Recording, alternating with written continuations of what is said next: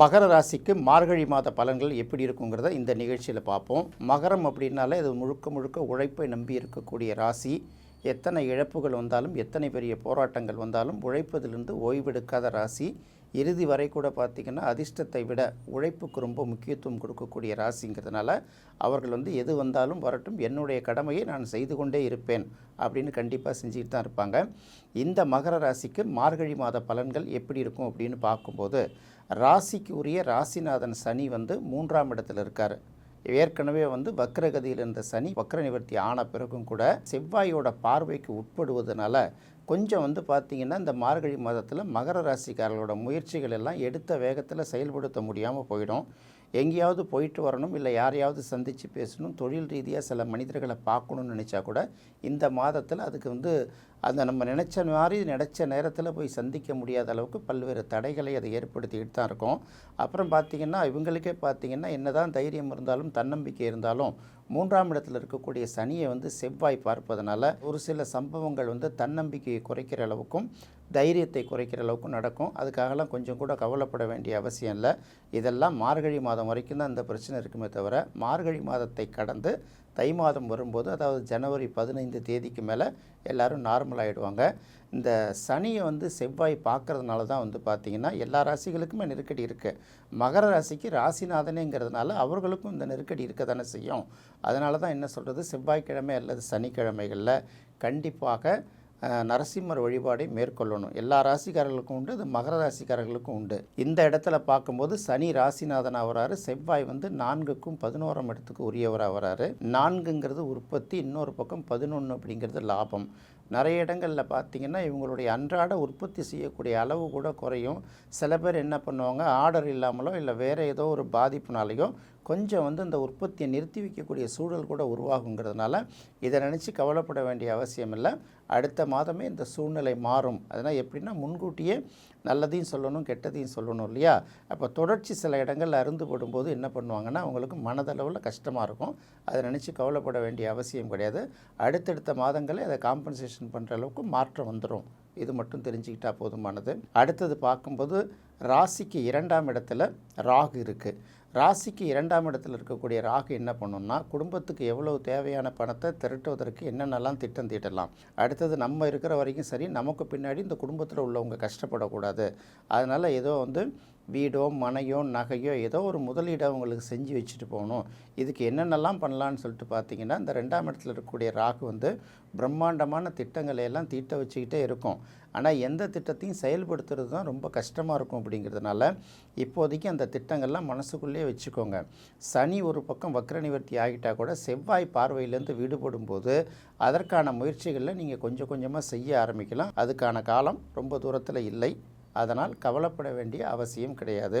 அடுத்தது பார்க்கும்போது குரு ராசிக்கு 6ஆம் இடத்துல இருக்குது. 6ஆம் இடத்துல பொதுவாக குரு இருந்தாலே பார்த்திங்கன்னா நம்ம விட நம்மளோட எதிரிகள் வலிமையாக இருப்பாங்க, நம்மளோட மோதுறவங்க இன்னும் பலத்தோடு நம்மளை மோதுவாங்க அப்படிங்கிற ஒரு சூழ்நிலை இருந்தால் கூட 6ஆம் இடத்துல இருக்கக்கூடிய குரு வக்ரகதியில் இருக்கிறதுனால மிகப்பெரிய அளவுக்கு கடன் நெருக்கடியாக கொடுக்க மாட்டார். அதே போல் மிகப்பெரிய அளவுக்கு நோயால் ஒரு அச்சத்தை கொடுக்க மாட்டார், எதிரிகளால் ஒரு பயத்தையும் கொடுக்க மாட்டாருங்கிறதுனால நீங்கள் கொஞ்சம் தைரியமாகவே இருக்கலாம்.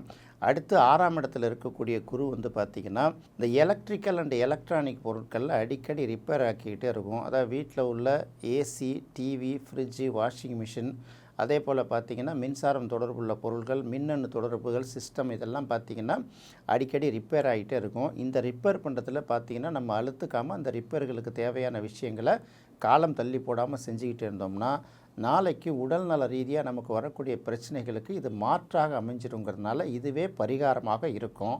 அதனால் பார்க்கும்போது 6ஆம் இடத்து குருவை பற்றி பெரிய அளவுக்கு இப்போதைக்கு கவலைப்பட வேண்டிய அவசியம் இல்லை.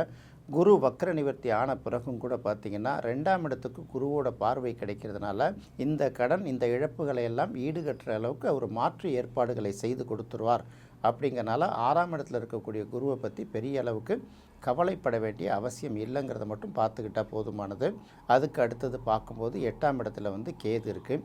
8ஆம் இடத்தில் இருக்கக்கூடிய கேது மிகப்பெரிய நல்ல பலனை கொடுக்காது அப்படிங்கிறது என்ன தெரிந்தால் கூட வயிறு சம்மந்தப்பட்ட பிரச்சனைகள் அப்பப்போ ஏற்படுத்திக்கிட்டே இருக்கும்.